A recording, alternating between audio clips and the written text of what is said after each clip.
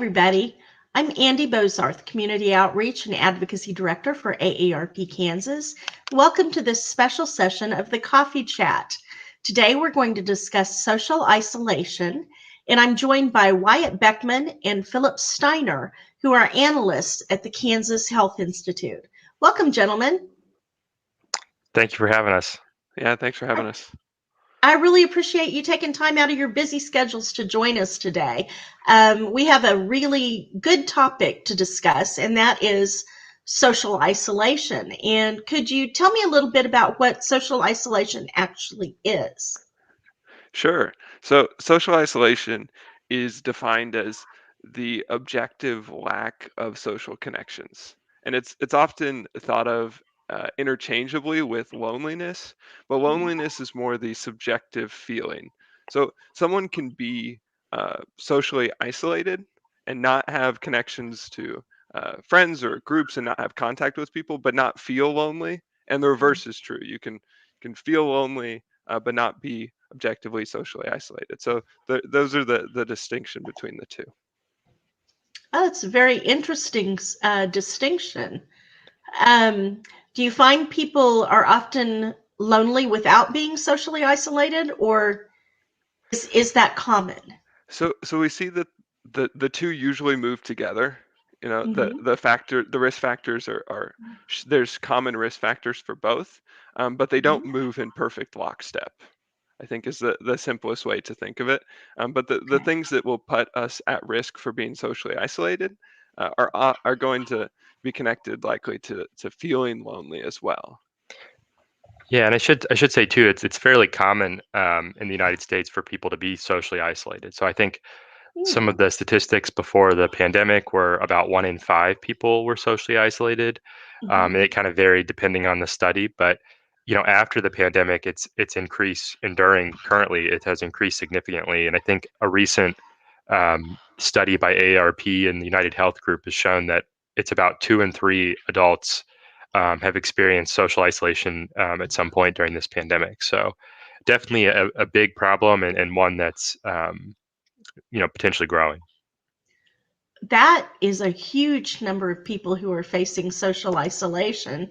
And does social isolation impact any other aspects of a person's life? Yes, definitely. There has been lots of research showing that social isolation can impact health. So people who are socially isolated have an increased risk of an earlier death, and it's similar in the risk of an early death to other kind of really well-known risks like smoking, physical inactivity, obesity. And so the way I read, a few studies that have speculated that the way this kind of affects us is that, we have an increased inflammatory response, we have increased stress, increased anxiety, and that can put us, at greater risk of heart disease, stroke. It can reduce our immune system and how well that works. It can make us more likely to be depressed, and can lead to other just general feelings of not being well. And and just to add to that, it also increases our risk of hospitalization. So we know that people who are isolated, who are feeling lonely, are more likely to go to the hospital, and that that too can have its own set of issues around a person's health and well-being.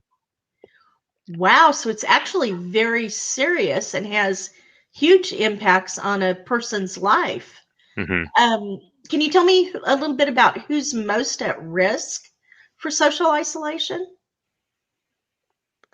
Sure. So I think the starting point for thinking about one group that is particularly at risk is connected to the health impacts that being socially isolated. We see this relationship where being socially isolated is poor for your health, but there are certain health factors, vision loss, hearing loss, dementia, frailty. Those factors put you at increased risk for social isolation. So it's double whammy where these health factors and can put you at increased risk for social isolation, and social isolation can influence your health outcomes. So that's one group. People that are experiencing those health challenges are at increased risk. Wow, it's very complicated, and it seems like it's maybe a little bit cyclical too. that there's a circle involved, that once you become socially isolated, you have health issues. And once you have health issues, you have social isolation issues. And one of the things I think I heard you talking about was disparities.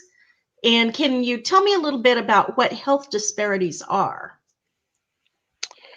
Sure. So a health disparity is a preventable difference in either disease, uh, the rate of injury, violence, and the opportunity to be healthy. And those differences are experienced by different groups. Some of them are socially disadvantaged. So you'll commonly hear statistics like so, for example, by race and ethnicity, a person who is born in 2020 who is white is expected to live to be 78 years old. If that person is black, they're expected to live to 72. So there's a 6-year difference in life Wow. expectancy based on something like race, which we believe is a preventable. There's no reason that difference should be there. It's a preventable thing. So that's kind of what a disparity is, but it can occur in a lot of different kind of categories or ways we can define people. So age, geography, language, gender, disability, citizenship, being a sexual minority.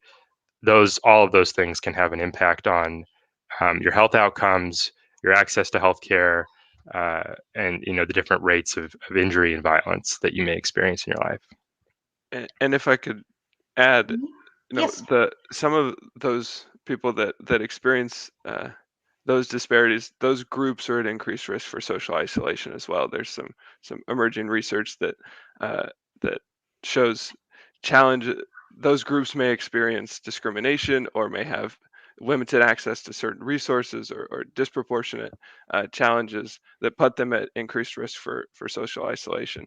And one of those groups that I can speak to, I grew up in small town Western Kansas, and we know that environmental factors such as living in a rural place where you're far from other resources or you're isolated from family, that can put you at increased risk for social isolation. So that's another bucket of risk factors, are those environmental factors as well.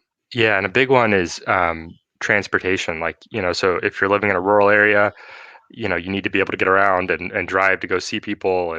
So, if for some reason you lose your ability to drive, or, you lose your car, um, those can have a big impact on whether or not you become socially isolated, and, are important things to pay attention to.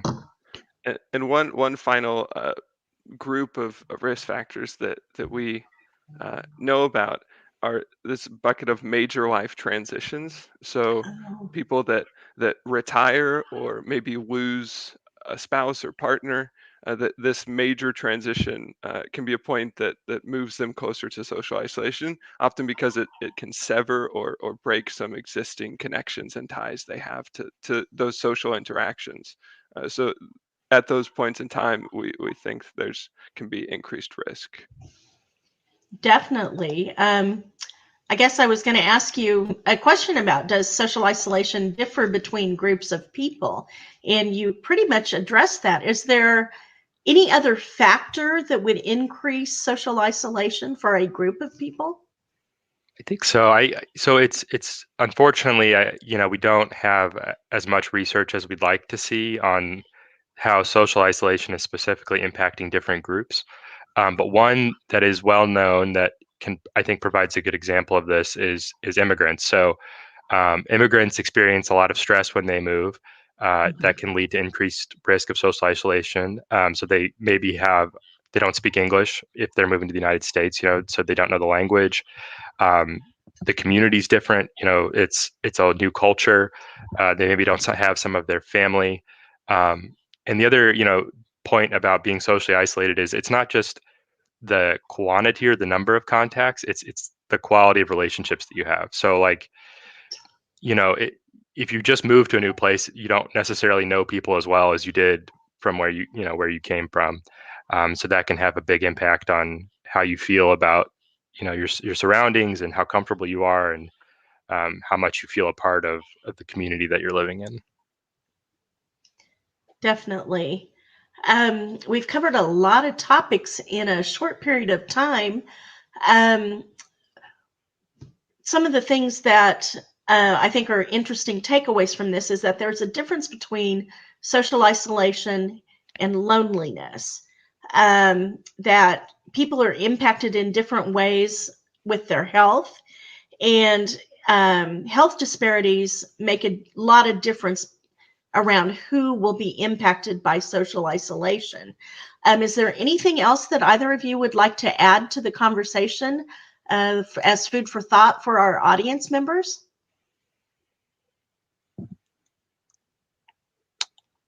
Uh, I think it's very important to get out there and to make sure you're experiencing, you're living a good you have a good social life, and you're meeting people and you're making friends, and um, you're as connected as possible. I know it's hard with some of the concerns around the pandemic still, but and Zoom is definitely not a good substitute, in my opinion, for spending time with friends and family. So trying to do that as safely and as often as you can is something that's important, and hopefully you're able to do.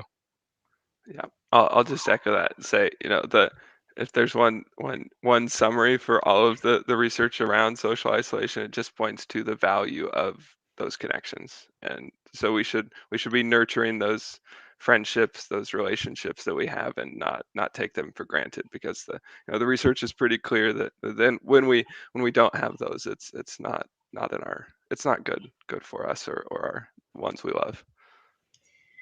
Well, thank you both for taking time today to be on this special coffee chat.